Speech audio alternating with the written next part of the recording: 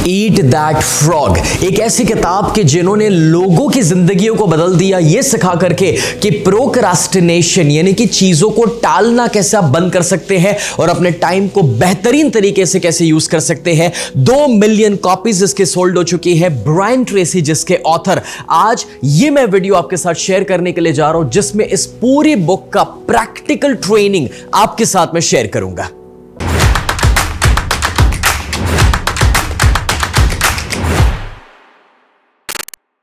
Hi friends, I am स्नेह Desai, life coach and business coach. हमारी आज की जो किताब है जिसके ऊपर ये वर्कशॉप में आपके साथ लेने के लिए जा रहा हूं, ये वीडियो मैंने 2 पार्ट में डिवाइड किया है जिसका पार्ट 1 है ये।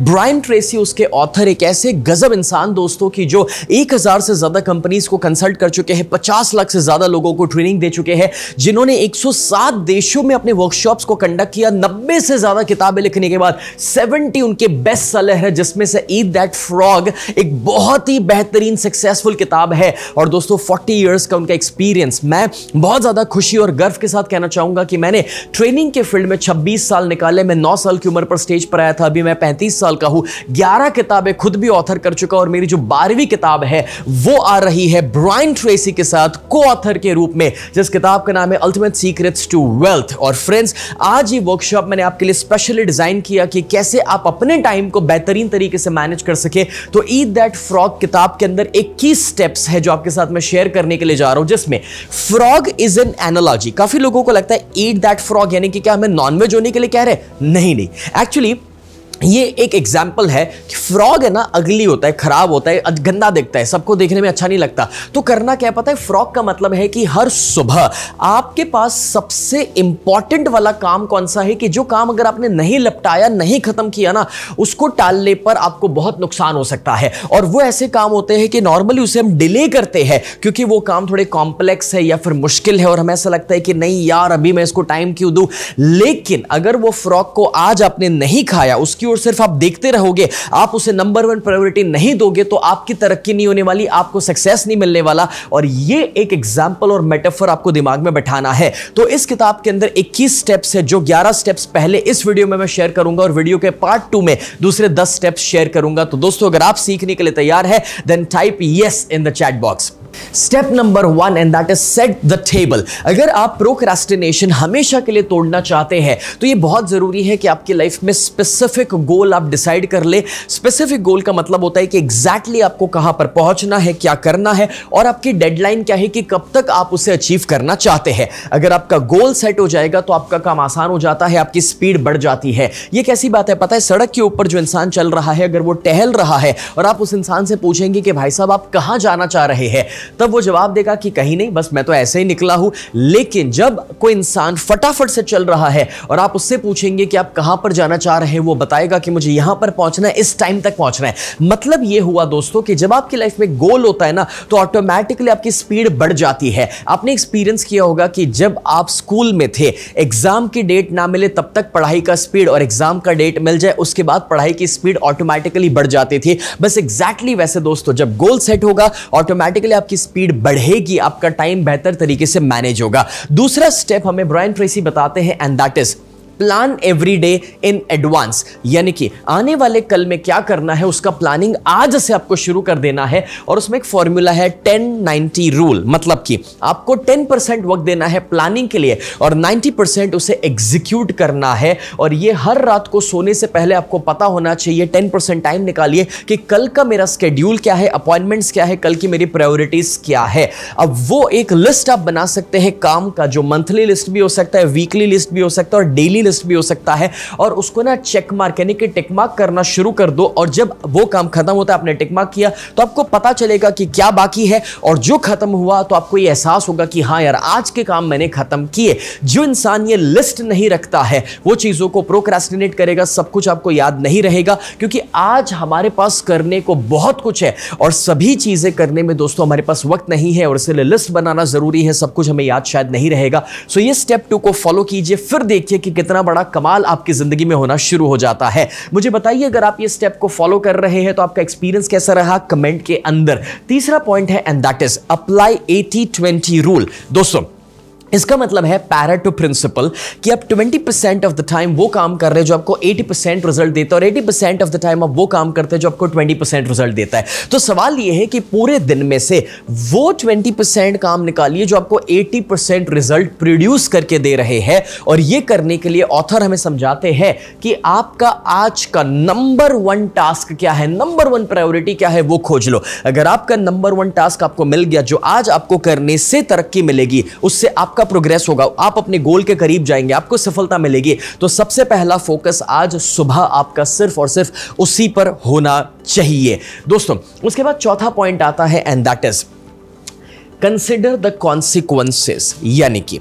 आपको एक विजनरी बनना पड़ेगा और आपको विजुअलाइज ये करना पड़ेगा कि आप जो करेंगे, जो डिसीजंस लेंगे, उसका क्या नतीजा प्रोड्यूस होगा। अगर आप थोड़ा सा लंबा सोचना शुरू करेंगे तो ऑटोमेटिकली आप अच्छे डिसीजंस लेंगे। एग्जांपल के तौर पे दोस्तों, कुछ ऐसी चीजें जो आपको शॉर्ट टर्म प्लेजर देती है, यानी कि अभी टेम्पररी आपको सुख देती है, मगर वो लॉन्ग टर्म पेन बन सकती है। जैसे अभी वीडियो गेम खेलना शॉर्ट टर्म प्लेजर हो सकता है, वेब सीरीज देखना शॉर्ट टर्म प्लेजर हो सकता है, दोस्तों के साथ घूमने चले जाना शॉर्ट टर्म प्लेजर हो सकता है, आराम करना, आलस करना शॉर्ट टर्म प्लेजर हो सकता है, लेकिन वो लॉन्ग टर्म पेन आपको देगा।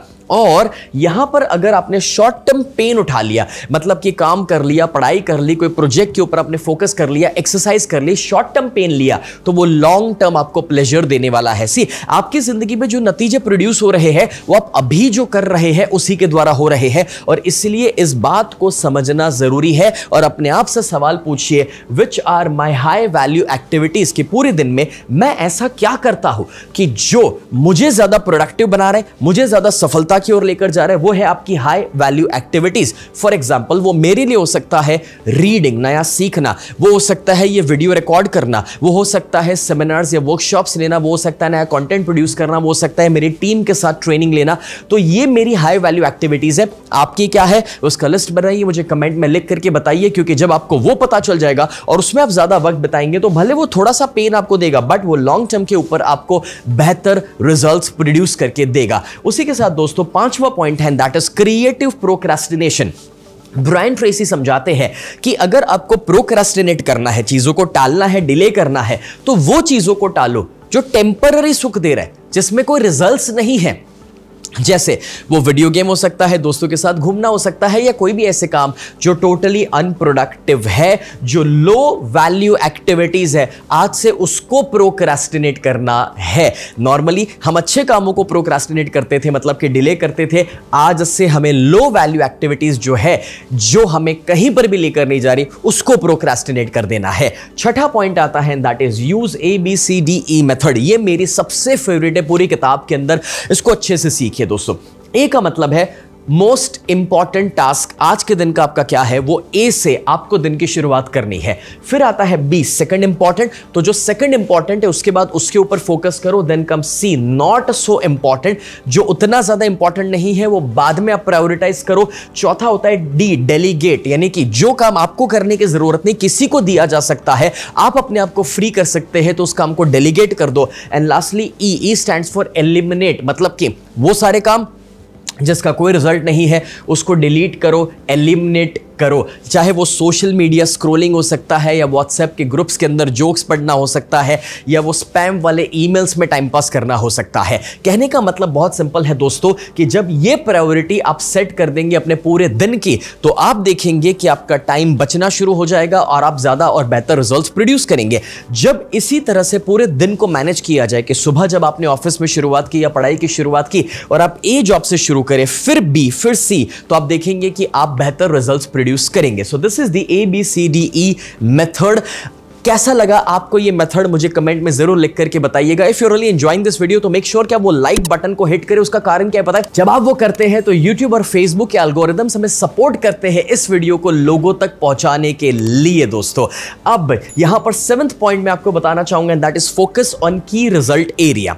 ऐसा कहा जाता है दोस्तों कि हर जॉब के अंदर, हर काम के अंदर 2, 4, 5 अलग अलग की रिजल्ट एरिया होते हैं। मतलब कि आप उस जॉब में कुछ और ना करें, मगर उतना कर लिया ना, तो आपको रिजल्ट मिलेगा, सक्सेस मिलेगा। एग्जाम्पल के तौर पे सपोज कि हमारे वहां एक कॉलिंग डिपार्टमेंट है और वो कॉलिंग डिपार्टमेंट सिर्फ 2 चीजों पर फोकस कर लेना कि आज नंबर ऑफ कॉल्स उन्होंने कितने किए, तो ज्यादा से ज्यादा उनको कॉल्स करने हैं। दूसरा, आज के दिन में उन्होंने कितने क्लोजिंग्स लाए, बस बात खत्म। अगर ये 2 की एरिया पर फोकस कर लिया तो वहां पर रिजल्ट काफी बढ़ जाएगा। सेकंड एग्जांपल, मेरी सोशल मीडिया की टीम है, अगर वो इतना फोकस कर ले कि वो टाइमली चीजों को अपलोड कर रही है और उसी के साथ कितना ज्यादा एंगेजमेंट हर पोस्ट के ऊपर आ रहा है, डन, ये उनका की रिजल्ट एरिया है। दूसरी, तीसरी, चौथी चीजें वो नहीं भी करेंगे तो चलेगा। एग्जैक्टली वैसे हर जॉब के अंदर ऐसे 4 से 5 KRAs होते हैं, की रिजल्ट एरिया। तो आपकी जॉब का, आपके काम का और आपकी रिस्पॉन्सिबिलिटी का वो की रिजल्ट एरिया कौन सा है, उसके ऊपर फोकस कीजिए।